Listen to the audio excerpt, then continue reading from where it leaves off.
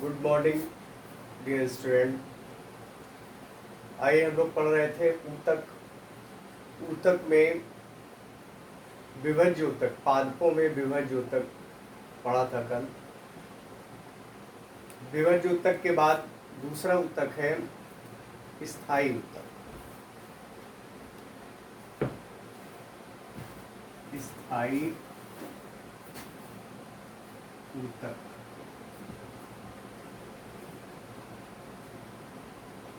Permanent tissue.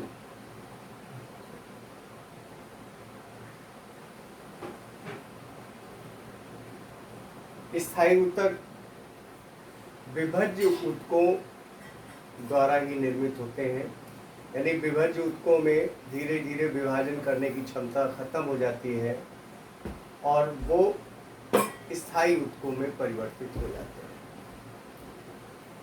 तो स्थायी ऊतक 3 प्रकार के होते हैं मुख्यतः। नंबर 1 सरल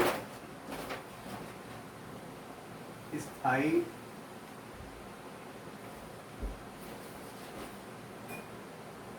ऊतक। नंबर 2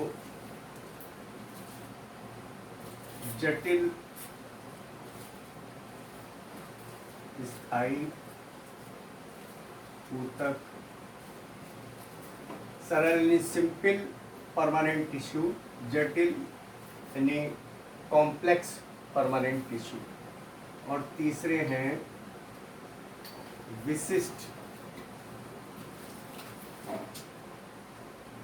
स्थायी ऊतक। ये 3 प्रकार के स्थायी ऊतक होते हैं। सरल स्थायी ऊतक, सिंपल परमानेंट टिश्यू। जटिल स्थायी ऊतक, कॉम्प्लेक्स परमानेंट टिश्यू। विशिष्ट स्थायी ऊतक यानी स्पेसिफिक परमानेंट टिश्यू। तो आइए सरल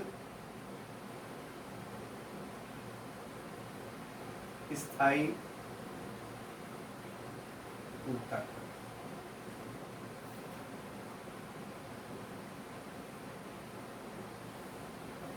सरल स्थायी ऊतक।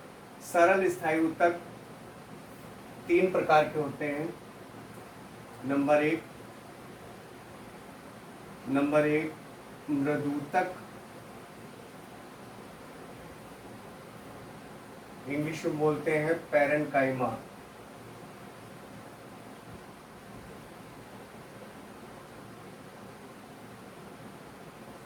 पैरेन्काइमा मृदूतक।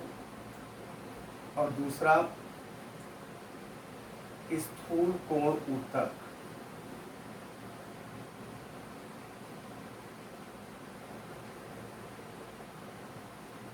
कॉलेनकाइमा।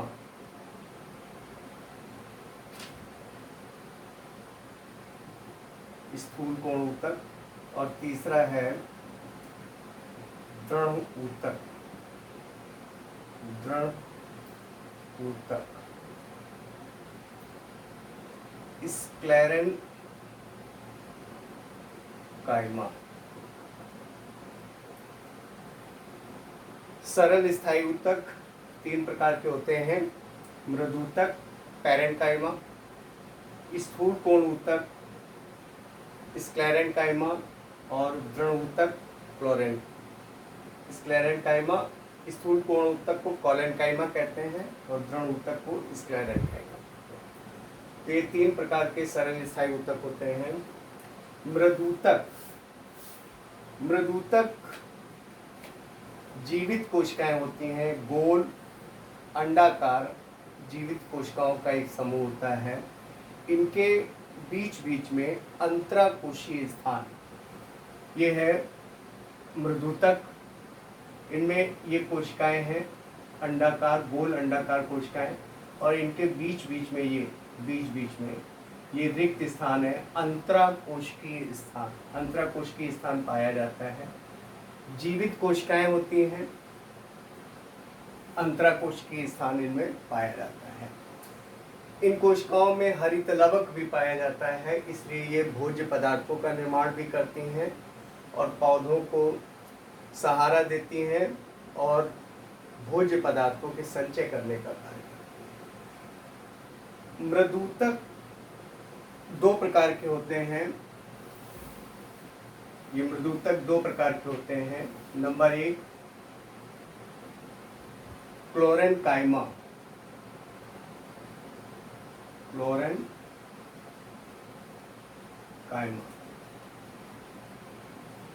क्लोरेनकाइमा मृदूतक कोशिकाओं में क्लोरोफिल की मात्रा पाई जाती है, हरित लवक की मात्रा पाई जाती है, इसलिए इन्हें क्लोरेनकाइमा कहते हैं। इस कारण ये प्रकाश संश्लेषण की क्रिया में भोज्य पदार्थों के बनाने का कार्य करते हैं, यानी कि भोज्य पदार्थों का निर्माण करते हैं, इसलिए इन्हें इस क्लोरेनकाइमा कहते हैं।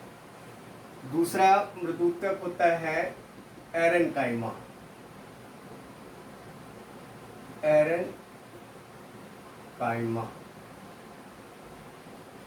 हिंदी में लिखेंगे तो एरेनकाइमा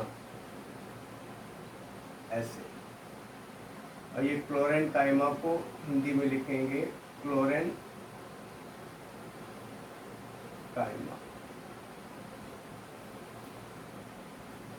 एरेनकाइमा में कोशिकाओं के मध्य वायु के कैविटियां पाई जाती हैं, वायु के कोश पाए जाते हैं। वायु कैविटी पाए जाने के कारण, इनके बीच बीच में वायु कैविटी पाई जाती है, जिसके कारण ये हल्की होती है। तो जो जलीय पौधे होते हैं उनमें ज़्यादातर ये पाई जाती है एरेनकाइमा। तो जलीय पौधों में तैरने में एरेनकाइमा हेल्प करती है, सहायता करती है, क्योंकि इनके बीच बीच में हवा भर जाने के कारण, एयर भर जाने के कारण, ये एयर कैविटी में एयर भर जाने के कारण इनका वेट हल्का हो जाता है, हल्की हो जाती हैं और तैरने में सहायता करती हैं। तो ये है मृदूतक। इसके बाद स्थूल कोण ऊतक। ये है स्थूल कोण ऊतक। स्थूल कोण ऊतक जीवित कोशिकाएं होती हैं और ये इनसे कुछ लंबी होती हैं, यानी स्थूल कोण ऊतक मृदूतकों से कुछ लंबी कोशिकाएं होती हैं और इनके बीच बीच में जो रिक्त स्थान है, अंतराकोशिकीय रिक्त स्थान, वो कम पाया जाता है। मृदूतकों की अपेक्षा इसका अंतराकोशिकीय स्थान बहुत कम होता है। ये है, इसमें ये बीच बीच में केंद्रक पाया जा रहा है, केंद्रक और जीवद्रव्य, इनमें जीवद्रव्य भरा हुआ है, जीवद्रव्य और केंद्रक।